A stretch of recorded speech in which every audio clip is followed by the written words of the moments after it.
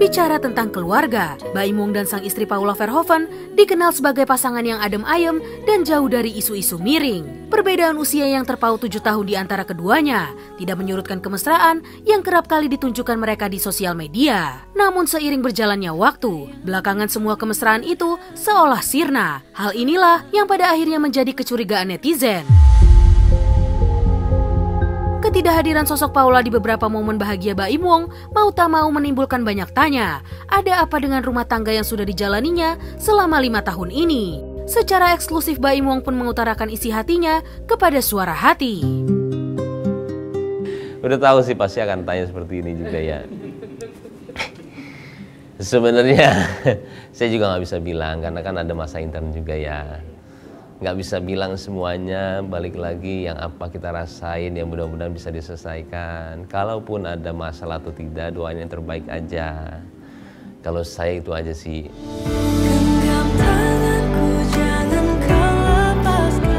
Balik lagi, apapun yang kalian tanya, apapun yang kalian persepsi, ingat masalah keluarga itu tidak bisa orang berpersepsi sesimpel itu. Iya. Keluarga itu beda. Keluarga itu ada sesuatu yang tidak bisa diceritakan. Keluarga itu sesuatu hal yang dibilang sakral karena ada dua keluarga yang menjaga nama baiknya. Mau dia salah atau benar, mau dia salah banget, kita harus tetap menjaga.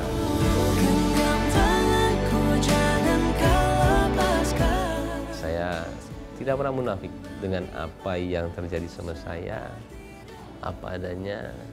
Kalaupun banyak yang tidak bisa saya jawab, maaf banget karena memang itu masalah keluarga saya.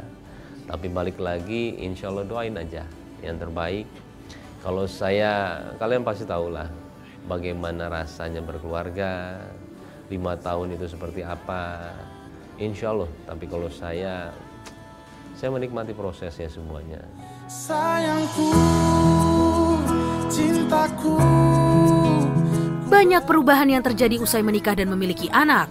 Hal itulah yang dirasakan oleh pemilik nama lengkap Muhammad Ibrahim. Tak hanya mencoba menjadi pribadi yang lebih baik di mata orang lain, namun Baim juga berusaha penuh agar bisa menjadi suami dan ayah yang terbaik di mata sang istri tercinta dan kedua buah hatinya. Saya udah gak pernah kemana-mana kayaknya. Iya, saya udah fokusnya udah gak ke sana. Udah fokusnya gak ke temen, fokusnya udah gak ke apa, temen pasti ada. Cuman dulu kan fokus temen. Teman terus jalan sama temen, apa sama temen, orang tua kita diemin. Cuma sekarang beda, fokusnya kebalik. Keluarga bekerja sama ya insya Allah agama ya. Kalau ke dia apa ya? Mas Bami romantis nggak sih? Saya kadang-kadang. By request ya. Saya kadang-kadang. Kalau sama dia lebih ke arah kebersamaan juga kali ya, misalkan bareng-bareng. Tapi saya nggak tahu juga, harus tanya ke Paulanya juga sih. Masuk saya bilang. Jadi nggak ada ungkapan kata-kata cinta nih? Aku sayang kamu. Yeah. Tetaplah bersamaku, jadi teman hidup. Dengan kehadiran kita tiap hari, dengan apa? Kayaknya sih saya hampir sepenuhnya buat keluarga sih ya. Tapi nggak tahu kalau mereka berpikirannya mau bagaimana. Cuman sayanya pribadi juga sudah full buat nggak ada yang lain kali ya, cuman kerja keluarga. Tapi buat saya indah sekali ketika memang kita bisa mengemukakan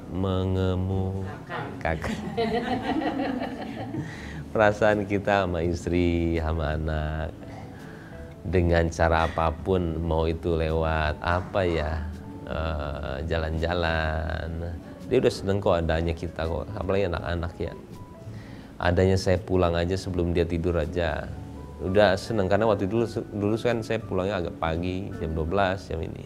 Di sini tempatku mencurahkan segala. Manusia tak lepas dari usaha, meski pada akhirnya sang penciptalah yang menentukan. Namun sejatinya, sebagai manusia harus terus berusaha untuk mendapatkan apa yang diinginkan.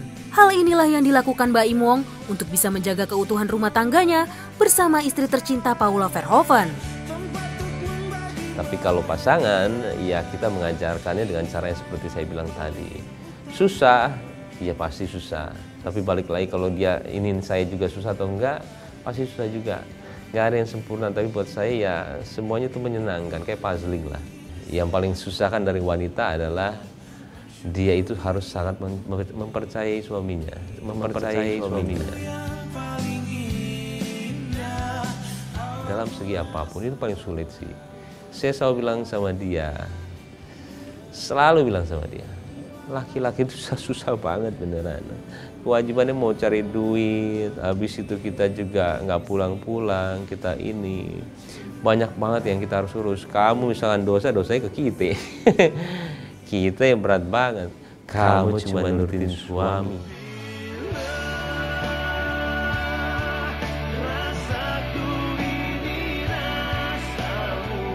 Tapi itu sangat sulit emang. Karena cewek punya egois yang berbeda.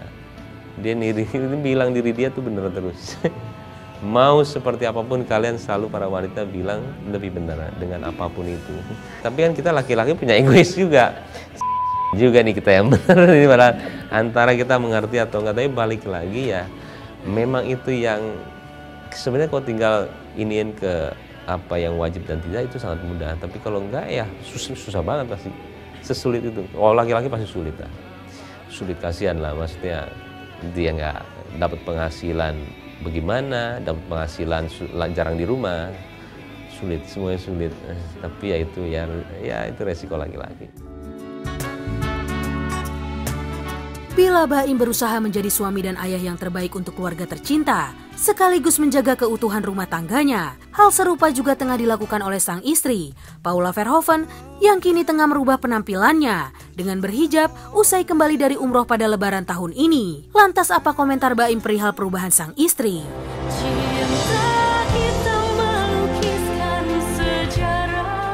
Hijab itu pilihan dia sih.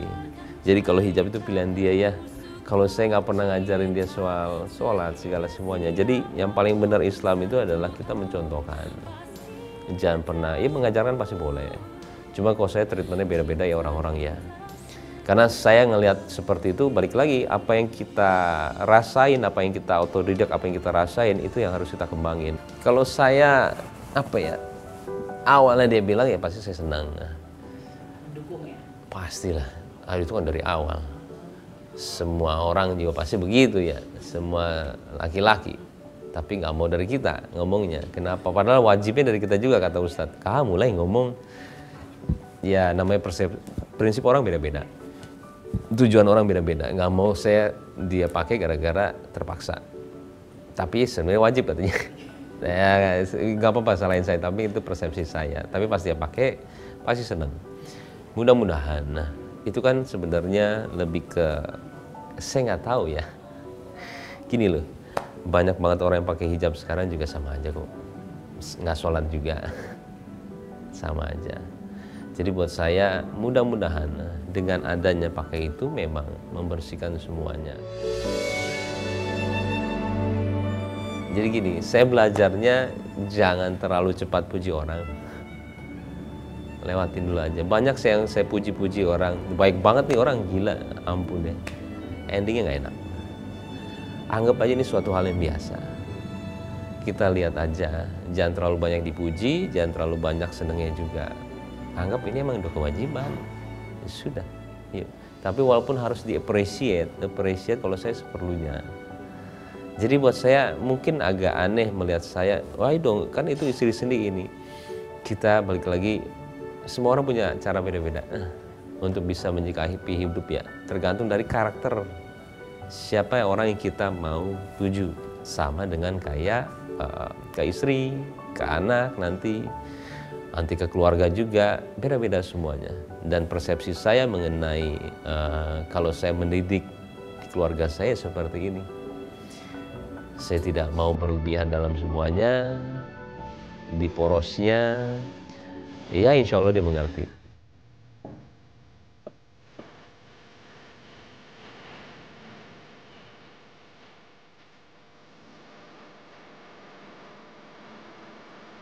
Bro, nih siapa yang bilang ayo? Enggak, Saya kasih harga murah 1 juta. Jika Baim tidak mau banyak terbuka seputar masalah rumah tangganya bersama Paula, lain halnya saat dirinya membahas soal konten-kontennya yang kontroversial usai dirinya mencoba berubah haluan sebagai YouTuber. Di mana setiap konten yang dibuatnya selalu diwarnai dengan banyaknya kontroversi yang menuai hujatan publik. Salah satu di antaranya yaitu kontroversi jual iPad murah seharga 1 juta rupiah yang berhasil membuat Baim harus menerima banyak hujatan dari netizen. Kepada Suara Hati, Baim pun angkat bicara seputar kehebohan yang sempat membuat nama baiknya menjadi jelek di mata publik ini. Jadi itu sebenarnya cerita benernya. Itu iPad harganya itu 1,4. Itu ada pre-love, saya bilang aja lah sekarang ya. Sebel saya. Saya baru cerita di sini lagi, sebel banget saya. Saya jual tuh 1 juta. Karena saya waktu itu, saya udah lama nggak live karena TikTok tutup. Kita orang strategic marketing, saya orang branding ya. Pertama kali live-nya yuk, iya kita buang-buang duit yuk, ayo. Supaya kita gede ininya yuk, yang nonton. Ayo kita ngapain? Tiba-tiba adalah satu tawaran 1,4. Kita jual 1 juta aja. Tapi lu garansi ya, ini nama gue nih depan, gue bilang. Kalau ada apa-apa lu balikin ya semuanya. Saya memang begitu. Awas lu ya, gue bilang. Akhirnya udah, kita iklanin ini. Paling kita buang duit itu. Kan saya hilang 400 ribu berarti ya. Kaliin berapa ribu itu. Sedekahnya. Saya bingung, saya sampai orang mau baik sama orang. Lah, gimana sih nih orang-orang, gue bilang. Kok malah dia jadi giniin gue, padahal gue mau ngasih dia ya. Saya sampai bingung, hah? Ya udah, akhirnya rame semuanya. Ya udahlah, kagak usah lah, orang kita juga buang duit di sini, malah rame. Tapi yang jalan Allah ya, tiba-tiba saya, yuk live yuk. Yang nonton 40 ribu.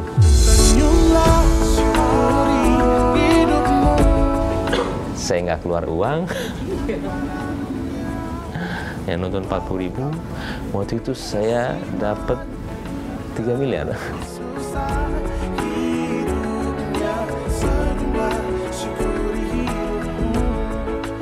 Saya sampai yang, ya mau gimana? Saya nggak pernah bilang di sini karena supaya kalian belajar, karena kan ranahnya belajar mudah-mudahan ya. Jangan sampai sesuatu hal yang musibah itu kelihatan musibah. Sesuatu hal yang musibah itu kelihatan musibah. Manusia kuat, itu kita. Iya, yang penting kita tahu benar, niatannya benar, yang Allah itu tahu yang benar, ya sudah kita selesain.